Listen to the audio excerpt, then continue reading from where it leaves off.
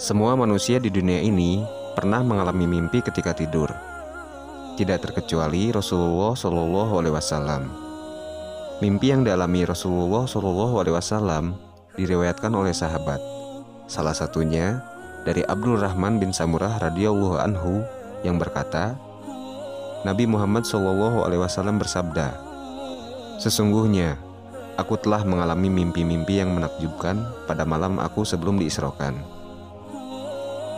Sebagaimana keutamaan Rasulullah Shallallahu Alaihi Wasallam, maka mimpi yang dialaminya juga bukanlah hal biasa, melainkan diantaranya merupakan wahyu yang diturunkan Allah Subhanahu Wa Taala kepadanya. Ada 9 mimpi menakjubkan yang pernah dialami Rasulullah Shallallahu Alaihi Wasallam.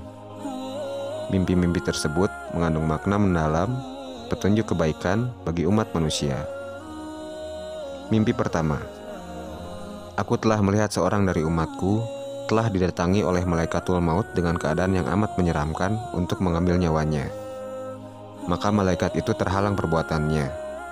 Itu disebabkan oleh ketaatan dan kepatuhannya kepada kedua orang tuanya. Mimpi kedua. Aku melihat seorang dari umatku telah disediakan azab kubur yang amat menyakitkan, diselamatkan oleh berkat wudunya yang sempurna. Mimpi ketiga. Aku melihat seorang dari umatku sedang dikerumuni oleh syaitan-syaitan dan iblis-iblis laknatullah. Maka ia diselamatkan dengan berkat zikirnya yang tulus ikhlas kepada Allah Subhanahu Wa Taala. Mimpi keempat. Aku melihat bagaimana umatku diseret dengan rantai yang dibuat dari api neraka jahanam, yang dimasukkan dari mulut dan dikeluarkan rantai tersebut ke duburnya oleh malaikat azab. Tetapi sholatnya yang khusyuk dan tidak menunjuk-nunjuk telah melepaskannya dari siksaan itu.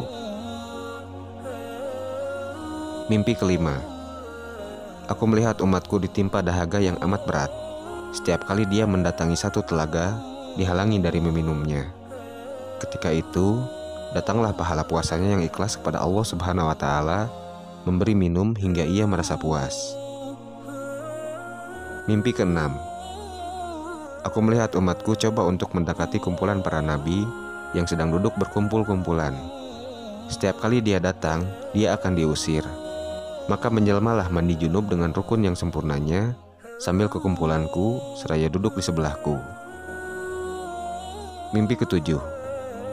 Aku melihat seorang dari umatku berada di dalam keadaan gelap gulita di sekelilingnya, sedangkan dia sendiri di dalam keadaan bingung. Maka datanglah pahala haji dan umrohnya yang ikhlas kepada Allah Subhanahu Wa Taala, lalu mengeluarkannya dari kegelapan kepada tempat yang terang benderang. Mimpi kedelapan. Aku melihat umatku coba berbicara dengan golongan orang mukmin, tetapi mereka tidak membalas bicaranya. Maka menjelmalah sifat silaturahminya dan tidak suka bermusuh-musuhan sesama umatku, lalu menyeru kepada mereka agar menyambut bicaranya, lalu berbicara mereka dengannya. Mimpi kesembilan. Aku melihat umatku sedang menepis-nepis percikan api ke mukanya. Maka segeralah menjelma pahala sedekahnya yang ikhlas karena Allah Subhanahu Wa Taala, lalu mentabir muka dan kepalanya dari bahaya api tersebut. Menurut Ketua Ikatan Sarjana Quran Hadis Indonesia, Ustadz Fauzan Amin, sebagai umat Islam, kita harus mengimani apa yang disampaikan oleh Rasulullah Shallallahu Alaihi Wasallam. Karena 1. Ada beberapa wahyu ayat-ayat Al-Quran yang turun melalui mimpi saat Nabi tidur. Kedua, kita wajib percaya bahwa Nabi Muhammad SAW itu mashum, dipelihara dari hal-hal keji dan munkar.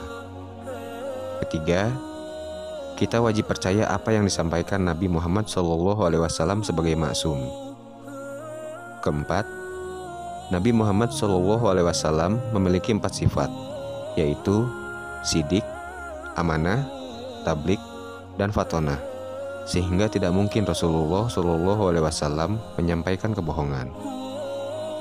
Oleh karena itu, berdasarkan hadis di atas, berikut beberapa hal yang bisa diteladani.